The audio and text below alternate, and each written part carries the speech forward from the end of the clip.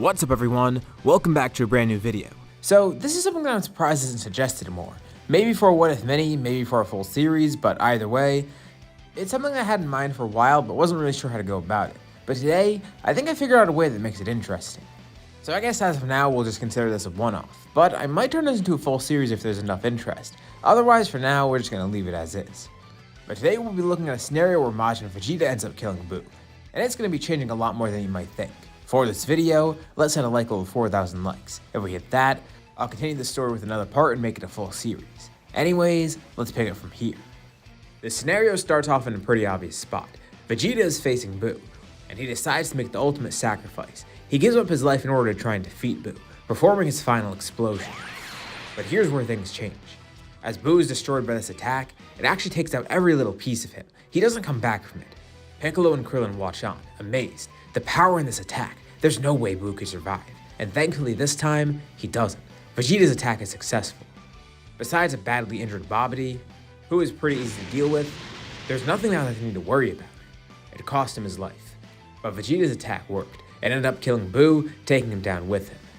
So what happens now? Everyone needs to pick up the pieces of Buu's aftermath. Of course, they do figure out later on that Vegeta's died.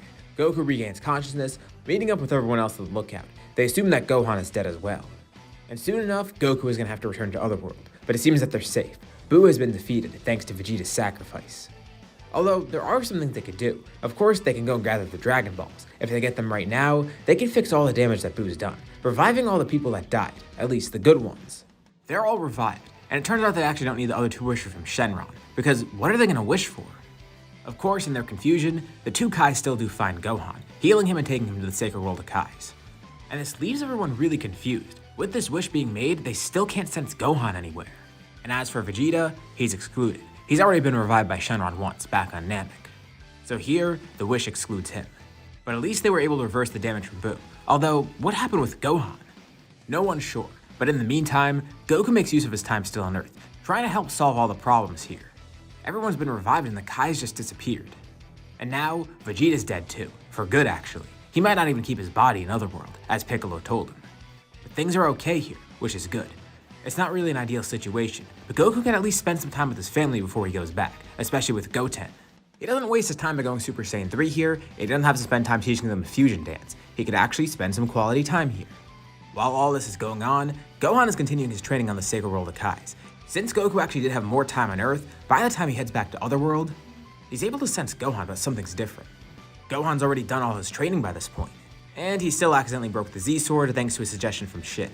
They know that Buu's been defeated already, but they continued the training because Gohan decided he wanted to, and then Goku ends up showing up.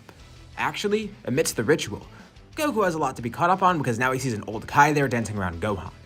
Shin and Kibito being explaining everything. He ended up breaking the Z-Sword. Goku doesn't even know what that is, but cool. No, it's not cool, but they explain. And now, his potential is being unlocked by Elder Kai. And by the time Goku gets here, the ritual is actually almost done. He's glad to see Gohan's alive, and he thanks the Kais for healing him up and even training him a bit. But he tells Gohan his time is up on Earth, so he has to stay here in Otherworld. But with this new power that Gohan's been gifted, he feels that things will be okay. Gohan could use this. As long as he encourages Gohan to train still, Earth will be fine. He just tells Gohan, use this opportunity. He needs to utilize this great power effectively. Without Goku or Vegeta on Earth, Gohan's going to be the strongest there. Even with them, he would have been, but he's not going to have their guidance. He can't slack off this time. And Gohan understands. He'll train. He'll continue honing this power, not just for himself, but everyone else. And he'll even train Goten too, make sure that he becomes a great warrior. And even though it's saddening to do so, Goku and Gohan say their goodbyes as Gohan goes back to Earth. Kibito teleports him back and then returns to the Sacred World of Kais. So what's Goku gonna do now? Well, he thanks the two Kais again, but he's gonna head back off to Otherworld. Although, Elder Kai stops him. His power, he also seems really strong as well. Shin and Kibito are grateful for Goku's help too. And they ask him, why not train here with them? Well, he doesn't really want to do that ritual because he doesn't feel like that'll be nice. He doesn't want that power gifted to him. He wants to earn it. But yeah, he'd be up to training here as long as they're okay with it. This is a win-win. Shin gets to take a student under his wing, and as for Goku, well, he's going to be getting stronger. It's a good suggestion, and it gives Goku more to do in Otherworld. He's going to stay here for the time being. But he also wonders, what happened with Vegeta? Well, he knows what happened, but did he end up keeping his body, or was he just completely erased from existence? Let's go over to King Yema's place. It turns out, Vegeta's body is still intact. King Yama kept it, just in case something bad happened on Earth again. But he's about to send Vegeta away. He's not really too sure what to do with Vegeta. Vegeta could keep his body, but he's not sure if Vegeta deserves to go to Otherworld, or if he should just be sent to Hell. Vegeta's surprised that he even gets to keep his body in general. But if he has to go to Hell, then so be it. That's kind of expected after what he did. And thus, King Yama sends him there. And you know, it's not so bad for Vegeta. He's gonna be the strongest person there after all. And it's better than losing his body after all. He spends some time in Hell, training himself, and also wondering what's going on up there. He hopes everything's okay on Earth. After what he did, it seems it was successful. It can't fully make up for what he did, but it's nice to know. He stopped Buu. It was his fault that Buu was resurrected in the first place. Had he not become Majin, well, that could have been avoided. And he feels content, even though things didn't really end up too ideally. But one day in Hell, there's a really strange visitor. Someone's looking for him, and he's found by the Supreme Kai. Shin shows up, and Vegeta wonders what he's doing here. Shin greets him, just as he thought. Vegeta ended up keeping his body, and of course he is in Hell. He wanted to confirm for himself and see it. But why? Why is he coming all the way here? Well, Shin actually has a proposition for him. Vegeta wants to go to Otherworld, doesn't he? Well, Vegeta doesn't really care too much, but yeah, he would prefer being there rather than here. Although, he is managing pretty well here, all things considered. But yeah, Otherworld would definitely be better. How would he even get there, though? After all that he's done, he doesn't deserve to go up there. But maybe he can. Shin wants to give Vegeta another chance. Now, he doesn't blame Vegeta fully for everything that happened, but he still does think that Vegeta deserves some blame. But he wants Vegeta to redeem himself. He wants to give him that opportunity.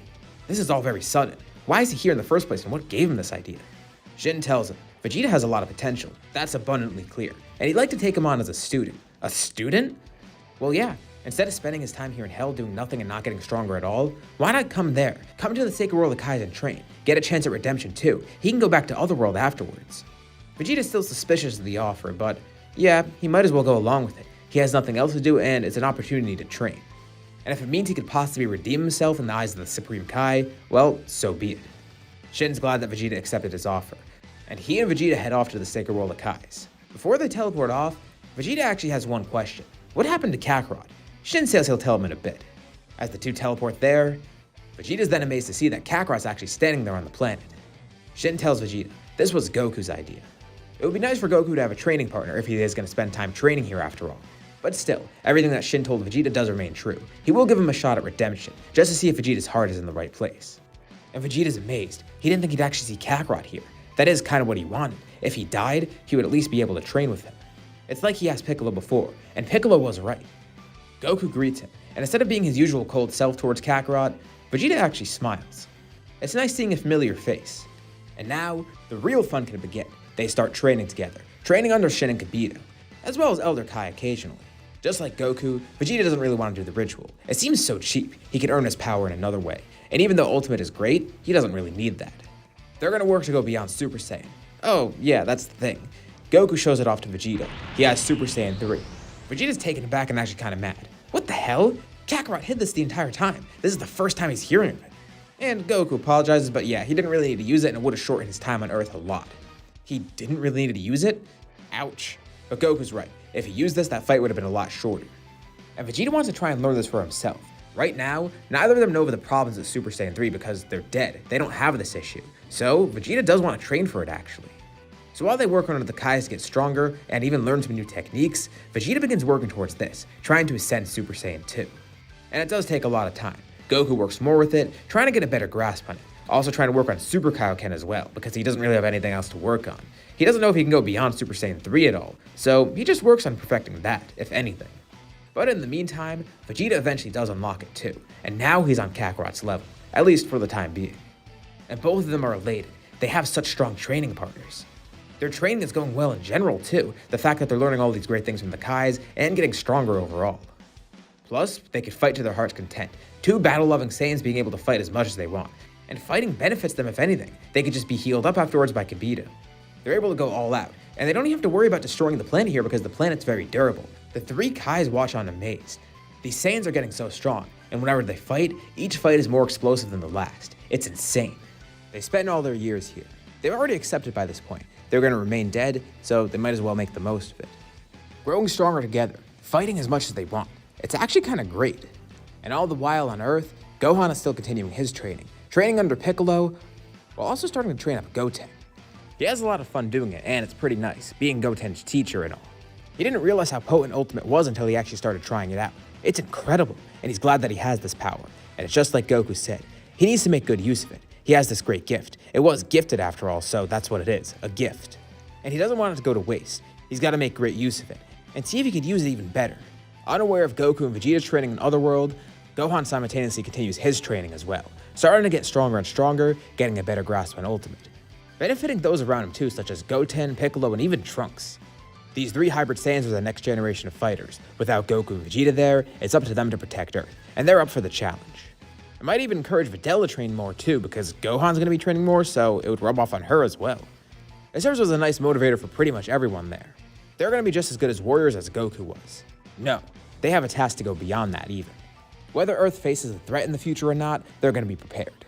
And Earth's actually going to be pretty okay.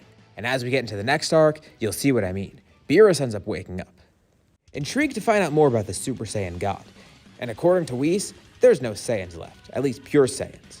He looks around and no one knows of Broly, so he can't even find him. There are some half Saiyans on Earth, but more interestingly, Whis notes something. Oh, it appears the Sacred World of Kais has some Saiyans on it. The Kais? Like Shin has some? Why are they there? Alright, Beerus is immediately interested. If there's Saiyans training with Kais, maybe those are Super Saiyan gods. I mean, they're training with gods after all, so it might be worthwhile checking out. So immediately, they head off there. And much to Beerus' surprise, these 2 Saiyans are dead. They have halos above their heads, but they're still training here regardless, so they have to be strong, right? And Shin's surprised. He sensed Beerus waking up, as did the other 2 Kais too. And Vegeta's completely dumbfounded. Beerus? Goku's the only one who's lost here, not knowing who Beerus is.